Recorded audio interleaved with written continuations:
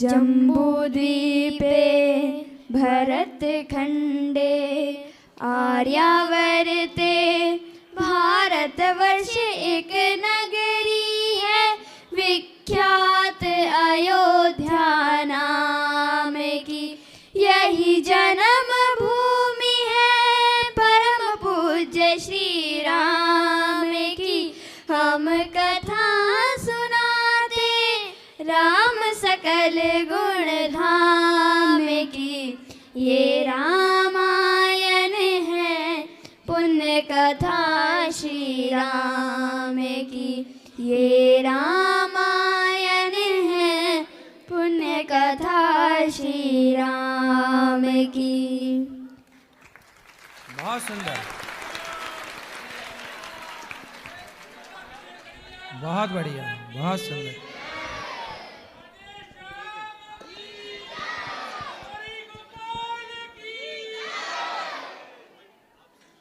हाँ सुनाइए। गुरुजी जय श्रीमन नारायण जी। गुरुजी आपकी रामायण सुनकर ना मैंने भागवत सुनकर बहुत जिंदगी कतई सफल हो गई कतई। और कल से आपका दर्शन ना है तो मैं तो मतलब भगवान तो है ही मगर आपको भी भगवान ही मानती हूँ मैं। हम सब भगवान के दास हैं गुरुजी। आप कथा सुनते रहिए और नामदान लेने चाह रहे हैं कल सुबह 8 बजे।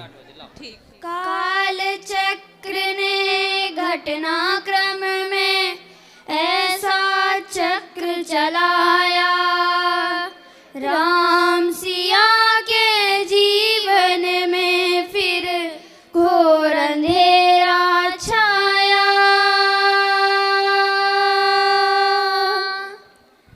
अवध में ऐसा एक दिन आया निष्कलंक सीता पे प्रजा ने मिथ्या दोष लगाया। अवध में ऐसा एक दिन आया जल्दी सिया जब तोड़कर सबने हनाते मोह के पाषाण हृदयों में न अंगारे जगे विद्रोह के। ममतामयी माओ के आंचल भी सिमट कर रह गए। गुरुदेव ज्ञान और नीति के सागर भी घट कर रह गए। ना रघुकुल नायक कोई न सिया का हुआ सहायक। मानवता को खो बैठे जब सभ्य नगर के वासी तब सीता को हुआ सहायक वन का एक सन्यासी। उन ऋषि परम उदार का वाल्मीकि शुभ नाम सीता को आश्रय दिया ले आए निज धाम। रघुकुल में कुलदीप जलाए राम के दो सुत सियने जाए। श्रोतागण जग राजा की पत्नी है और एक राजा की पुत्र वधू है और एक चक्रवर्ती राजा की पत्नी है। वही महारानी सीता वनवास के दुखों में अपने दिन कैसे काटती है। अपने कुल के गौरव और स्वाभिमान की रक्षा करते हुए किसी सहायता मांगे बिना कैसे अपना काम वो स्वयं करती है। स्वयं वन से लकड़ी काटती है, स्वयं अपना धाम कूटती है, स्वयं अपने चक्के पीसती है और अपनी संतान को स्वावलंबी बनने की शिक्षा कैसे देती है। अब उसकी करुण झांकी देखिए। जनक दुलारी कुल वधु दशरथ जी की राज रानियों के दिन वन में बिताती है। रहते थे घेरे जिस दास दासी आठों याम दासी बनी अपनी उदासी को छुपाती है। धर्म प्रवीण सती परम कुलीना सब विधि दोषहीना जीना दुख में सिखाती है। जग माता हरि प्रिया लक्ष्मी स्वरूप सिया कूटती है, राम बोझ स्वयं बनाती है। कठिन कुल्हाड़ी लेके लकड़ियाँ काटती है, करम लिखे को पर काट नहीं पाती है। फूल भी उठाना भारी जिस सुकुमारी को था, दुख भरे जीवन का बोझ वो उठाती है। अर्धांगिनी रघुवीर की वो धर धीर भरती है, नीर नीर नैन में नलाती है। जिसकी प्रजा के अपवादों के कुचक्र में वो पीसती है, चाकी स्वाभिमान को बचाती है। पालती है बच्चों को वो कर्म योगिनी के भांति, स्वाभिमानी स्वावलंबी सबल बनाती है। ऐसी सीता माता की परीक्षा लेते, दुख देते निठुर नियति को दया भी नहीं आती है। उस दुखिया के राज दुलारे, हम ही सुत श्री राम तिहारे। ओ सीता माँ की आँख के तारे, लव कुश है पितु नाम हमारे। है पितु भाग्य हमारे जागे, राम कथा कही राम के आगे। वाह, बहुत सुंदर, बहुत बढ़िया, बहुत सुंदर। राधे राधे गुरुजी जी। मैं जयपुर से आई हूँ, स्मृता शर्मा मेरा नाम है। और मेरा प्रश्न ये है कि क्या सनातन धर्म के अनुसार बिना कन्यादान किए विवाह संपन्न है, हो सकता है या नहीं? कन्यादान की परंपरा है जी। कन्यादान नहीं होगा तो कैसे काम बनेगा? कन्यादान कोई तो करे, गुरुजी, दादी करे, दादा करे, मामा करे, मामी करे, बुआ करे, फूफा करे, कोई भी करे, पर करे ना वो नियम, वो प्रोसेस होता गुरुजी है। मैं ऐसे सोचती हूँ कि मैं अपनी बच्ची का विवाह तो करना चाहती हूँ पर कन्यादान नहीं, क्योंकि मैं इतनी वो नहीं, मैं अपने बच्चे को अपने प्राणों से प्यारा जो समझती हूँ उसका दान कैसे कर सकती हूँ? तो आपकी बहू है? नहीं। तो कन्यादान जब नहीं करेगी उसकी माँ, तो आपकी बहू कैसे बनेगी वो? तो मैं विवाह करना चाहती हूँ, विवाह करा के भेजना चाहती हूँ, पर दान में नहीं देना चाहती। कोई वस्तु थोड़ी है मेरी बच्ची जिसको मैं दान में दे दूँ। तो जनक जी से ज्यादा होशियार आप हैं, जनक जी ने तो किया था कन्यादान, उनसे ज्यादा समझदार आप हैं मतलब। नहीं, आप बताइए, जनक जी ने फिर बेटी सीता का कन्यादान क्यों किया? मतलब वो आपके जैसे समझदार नहीं थे?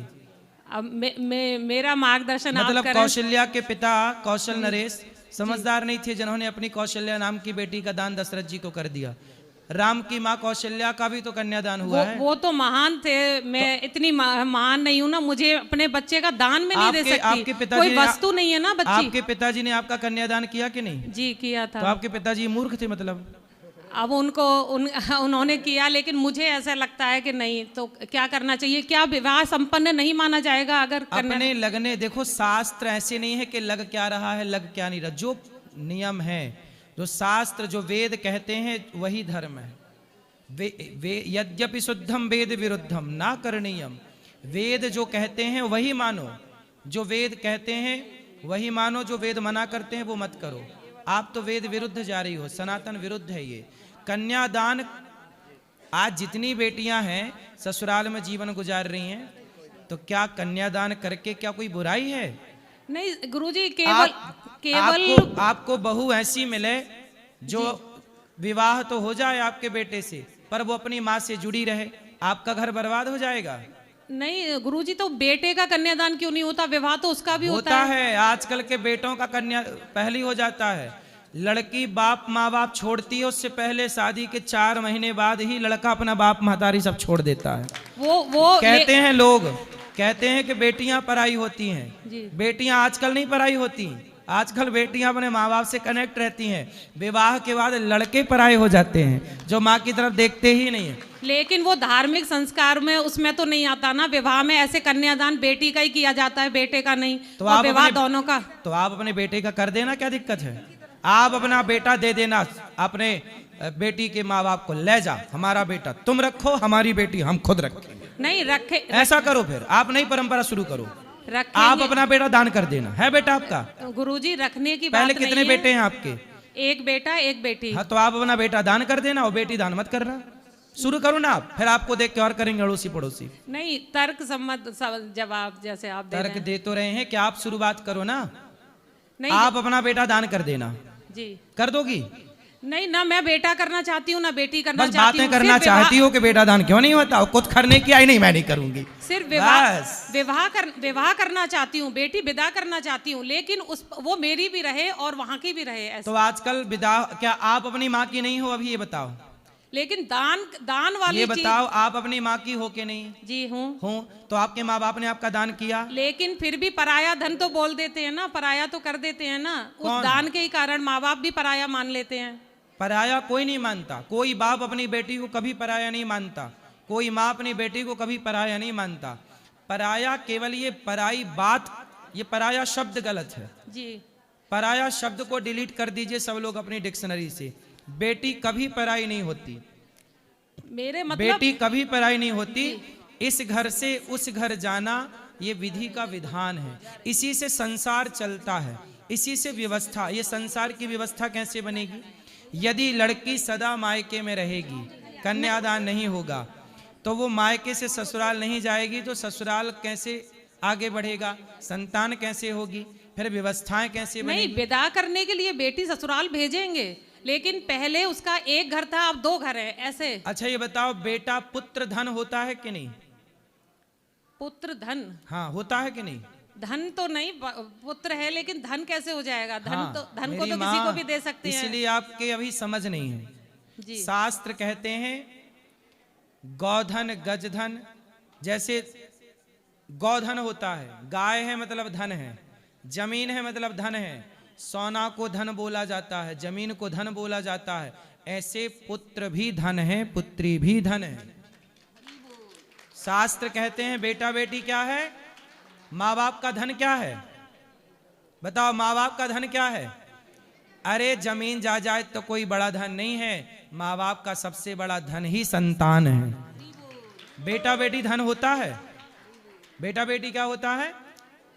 मेरे बच्चे हैं, लेकिन धन तो नहीं मान सकते। आपके समझ नहीं है तो हम उसका तो हम पढ़ा नहीं सकते ना आपको।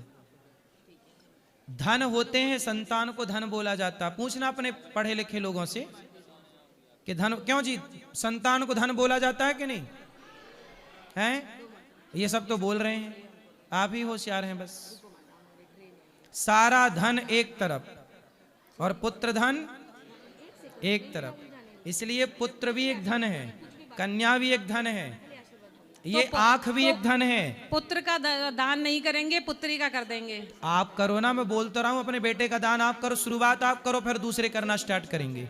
आप कर दो अपने बेटे का दान। कब कर रही हो बताओ तारीख? मैं तो विवाह दोनों का करूंगी, लेकिन मेरी इच्छा ये है कि दान ना दूं। बेटा दान नहीं करोगी? ना बेटा ना बेटी, बेटा, लेकिन बेटी को विदा करके ससुराल भेजेंगे। हाँ। ऐसे नहीं है, बेटी को भेजेंगे, सब कुछ है। हाँ। लेकिन एक दान से ऐसे लगता है ना जैसे एकदम पराया कर दिया। दान देके तो भूल पराया जाना, क्यों भूल जाते करना हैं ना। है? दान का मतलब है कि दान किया और भूल गए। आजकल तो बेटियां कन्यादान होने के बाद जाती हैं और लेके जाती हैं 5 लाख बाप का, और ससुराल से लेके आती हैं 20 लाख वापिस, तलाक सहित 20 लाख। ये आजकल तो देखो दान करने के बाद ही वापस आ जाती हैं, नहीं आ जाती। दान किया था तो वापस क्यों आ गई? तलाक क्यों हो गया? आप बताओ। वही तो गलत है, वो भी गलत है।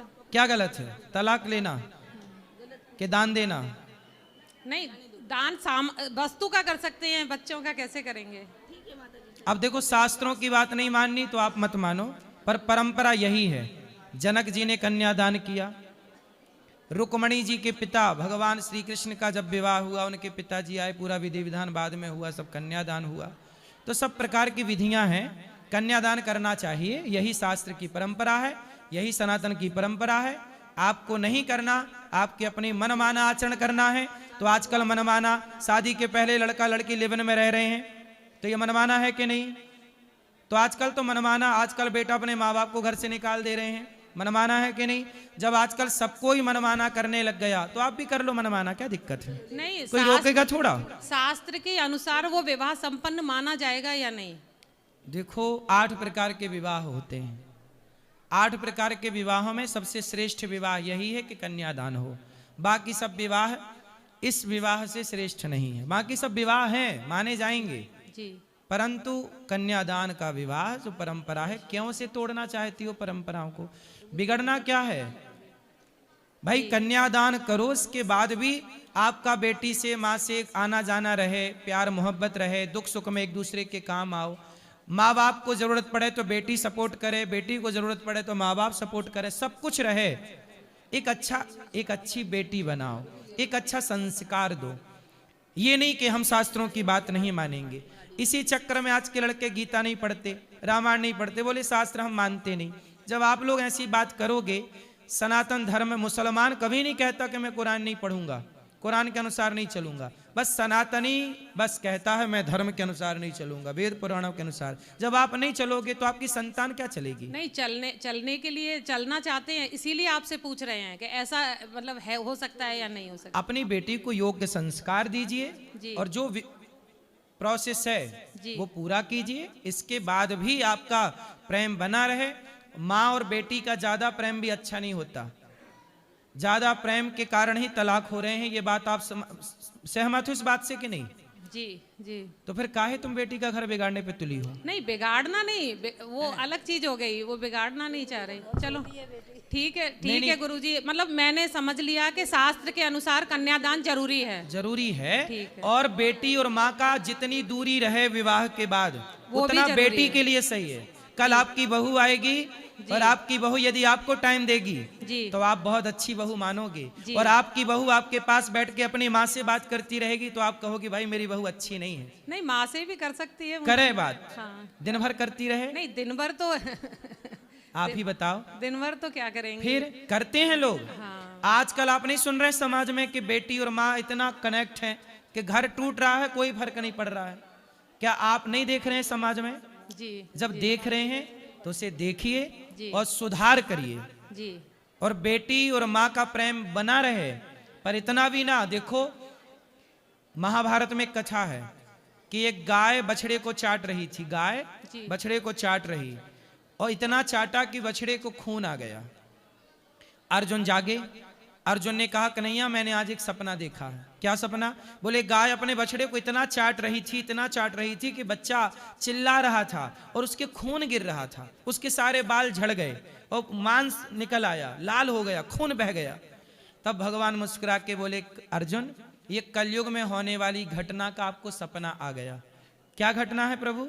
तब भगवान बोले कलयुग में माता पिता अपने बच्चों से इतना प्रेम करेंगे, इतना प्रेम करेंगे कि उनका वही प्रेम उन बच्चों को बिगाड़ देगा, बर्बाद कर देगा।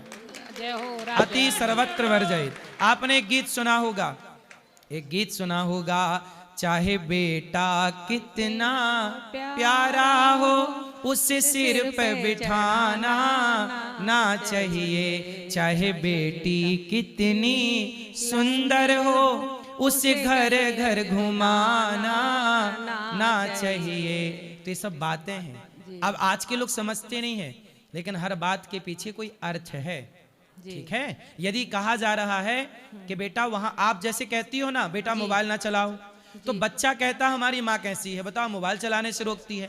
लेकिन आप समझती हो कि मोबाइल चलाना गलत है, पर बच्चा नहीं समझता। बच्चा कहता कि मेरी माँ तो दुश्मन है, मोबाइल नहीं चलाने देती, जबकि आप उसके भले के लिए बोल रही हो। ऐसे ही शास्त्र सदा भले की बात करते हैं, लेकिन कई बार हमारी अज्ञान बस समझ में नहीं आता। हमें लगता जी ये तो क्या कह रहे हैं शास्त्र वेद पुराण गुरुजन। इस मेरे छोटे बच्चे को पूरा हनुमान चालीसा आता है। खुश रही, अच्छा है, ये संस्कार आपके अच्छे हैं। जय श्रीमन नारायण गुरु जी। जी जी जी मैंने आपसे दीक्षा ली है, लेकिन मैं भगवान श्री कृष्ण